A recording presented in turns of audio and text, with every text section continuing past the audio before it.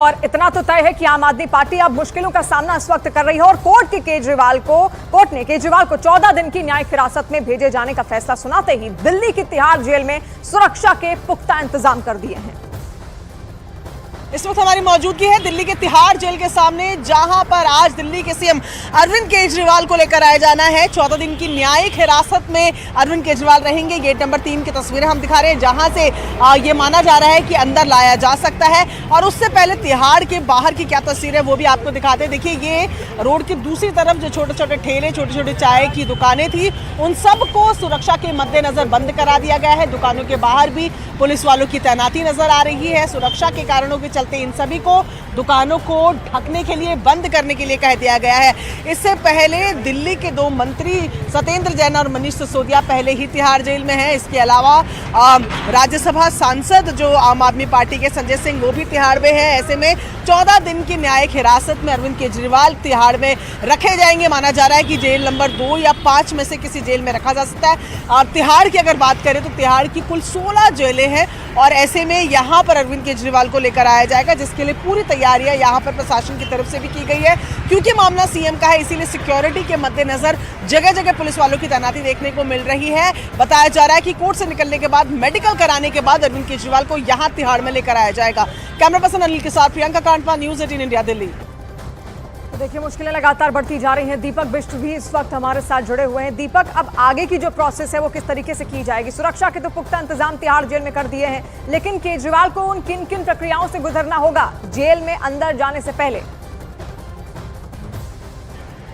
देखिए, जेल में जाने से पहले मेडिकल टेस्ट होता है और मेडिकल ये बताया जा रहा है कि जेल के मैनुअल के हिसाब से ही होगा। और तिहाड़ जेल के अंदर क्योंकि डॉक्टर की टीम होती है, मिनी हॉस्पिटल वहाँ पर होता है कैदियों के हिसाब से, तो वहाँ पर उनका मेडिकल होगा। उसके बाद उन्हें जब जेल में उनकी जेल की बैरक तक पहुँचाया जाएगा। कौन सी जेल में उन्हें रखा जाता है, क्योंकि 2 और 3 में सुरक्षा के एहतियातन इंतजाम वहाँ पर रखे गए हैं, तो 2 में और 3 में से एक क्लियर कर दिया जाएगा कुछ देर बाद कि उन्हें कहाँ रखा जाएगा। और वहाँ पर जाकर उन्हें उनकी सेल बताई जाएगी और उसके बाद जो फॉर्मेलिटीज़ होती हैं, जिसमें सिग्नेचर होते हैं जेल के अंदर, क्योंकि जब वो वहाँ पर रहेंगे तो बतौर उनके सिग्नेचर करवाया जाएगा। उन्हें जेल मैनुअल दिया जाएगा। जेल मैनुअल के हिसाब से उनको सुविधाएं जो जेल के अंदर कैदियों को मिलती वो मिलेंगी।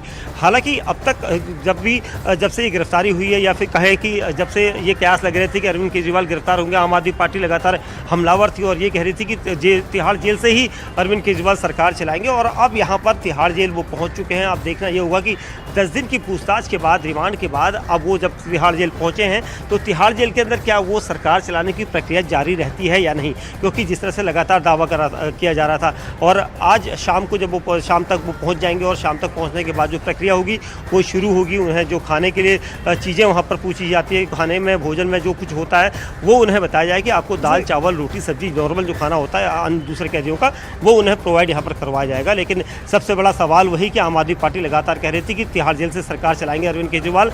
क्या अब जेल मैनुअल के हिसाब से ये सब संभव होगा या नहीं, ये देखना होगा, क्योंकि जेल मैनुअल कभी भी ये नहीं कहता कि वो अंदर से सरकार चलाने की कोई इजाजत दे। बेशक दीपक, ये सब इतना आसान होगा केजरीवाल के लिए या फिर नहीं, क्योंकि केजरीवाल की ओर से बार बार इसी बात को दोहराया जा रहा था कि वो जेल में रहते हुए ही दिल्ली वासियों की सेवा करते रहेंगे। लेकिन क्या जो जेल मैनुअल है तिहाड़ जेल का, वो ये सब अलाउ करता है या फिर नहीं, एक बड़ा सवाल है। लेकिन दीपक, सवाल अब ये भी है कि अगर केजरीवाल ने नाम लिया है यहाँ पर आतिशी का, सौरभ भारद्वाज का, और उन्होंने कहा है कि उन्हीं को रिपोर्ट किया जाता था, तो सारी डिटेल्स हो सकता है उनके पास हो, तो ईडी की जो शक की सुई है अब इन 2 नामों पर भी जरूर टिक गई होगी। निश्चित तौर पर इससे इनकार नहीं किया जा सकता, क्योंकि जिस तरह से लगातार पूछताछ हो रही थी और जब यहाँ पर विजय नायर के बयान जो केजरीवाल के सम्मुख रखे गए थे, तो केजरीवाल ने कहा था कि विजय नायर से ज़्यादा मेरा इंटरेक्शन नहीं था, वो सीधा मुझे रिपोर्ट नहीं करता था, बल्कि वो अतिशी और सौरभ भारद्वाज को रिपोर्ट करता था। तो सौरभ भारद्वाज और अतिशी का नाम यहाँ पर लेने के बाद भी कोई हलचल इतनी बड़ी यहाँ पर इसलिए हुई है क्योंकि हम उस वक्त कोर्ट के अंदर मौजूद थे। सौरभ भारद्वाज भी चौंके थे अपना नाम सुनकर और अतिशी भी के भी चेहरे पर हैरानी के वहाँ पर भाव थे। तो उनकी जो बॉडी लैंग्वेज थी बिल्कुल अचानक चौंकने वाली थी। और यहाँ पर उन दोनों का नाम आते ही वो भी एकदम से नहीं समझे कि ऐसा नाम, उनका नाम क्यों लिया गया। लेकिन अब क्या ईडी उनसे पूछताछ करेगी या फिर अरविंद केजरीवाल ने बचाव के रूप में उनका नाम लिया है, ये सारी चीज़ें जो है ईडी की तफ्तीश अभी तक जारी है। लेकिन अगर ईडी को लगेगा कि यहाँ पर विजय नायर से, अगर उनसे दोबारा वो विजय नायर से पूछताछ कर सकते हैं, विजय नायर उन्हें बता सकता है कि क्या उन्होंने दिल्ली शराब नीति से मामले से कोई भी ऐसी कोई बातचीत उन दोनों के साथ की या नहीं, या फिर उनको ईडी को अगर लगेगा कि ईडी चाहेगी कि आगे आगे की पूछताछ में उन्हें शामिल किया जा सकता है या उनसे पूछताछ करने की कोशिश होगी तो वो उन्हें समन भेज सकती है, अन्यथा नहीं भेज सकती। जी दीपक। और दिल्ली शराब घोटाले में केजरीवाल के जेल जाते ही आम आदमी पार्टी और बीजेपी ने एक दूसरे पर आरोपों के तीर चलाने शुरू कर दिए हैं। तथ्यात्मक आधार पर दिल्ली के मुख्यमंत्री श्री अरविंद केजरीवाल जी को 15 दिन की न्यायिक हिरासत में भेजा गया है, परंतु इस तथ्यात्मक आधार से बड़ा संवैधानिक और नैतिक प्रश्न खड़ा हो रहा है, क्योंकि वो हिरासत से सत्ता की सियासत करने वाले मुख्यमंत्री तो रह ही चुके थे और अब अभी तक उन्होंने जुडिशियल कस्टडी के बाद भी कोई उत्तर नहीं दिया है।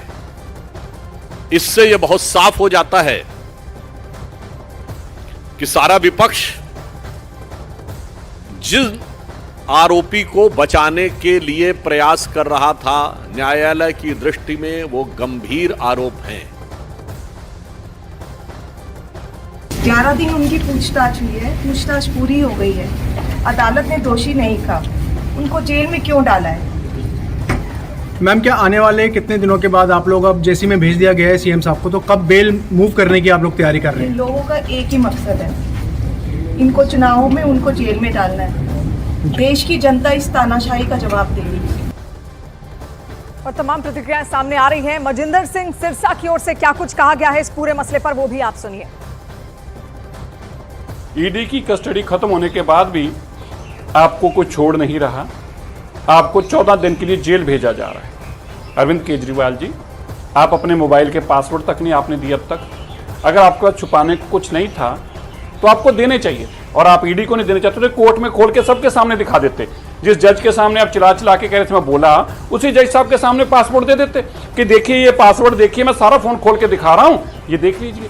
पर आपके पास छुपाने को बहुत कुछ है। करोड़ों रुपया जो आपने इकट्ठा किया है शराब घोटाले में, उसके सारे सबूत फोनों में है जो आप फोन नहीं देना चाहते, लेकिन ये हिसाब होगा, आप बच नहीं पाएंगे। साफ देखने को मिल रहा है कि कैसे पीएमएलए कानून का हमारे देश में दुरुपयोग कर रही है भाजपा, कैसे अपनी एजेंसीज का दुरुपयोग कर रही है भाजपा। अभी शरत रेड्डी से 60 करोड़ लिया, जो उसके अरेस्ट के बाद, उसके बाद वो सरकारी गवाह बना, उसके बाद बेल होती है, उसके बयान के आधार पर मुख्यमंत्री जी की गिरफ्तारी हुई है। ऐसे बयान पर किसी पॉकेट मार की गिरफ्तारी ना हो जिस बयान पर एक सिटिंग मुख्यमंत्री की गिरफ्तारी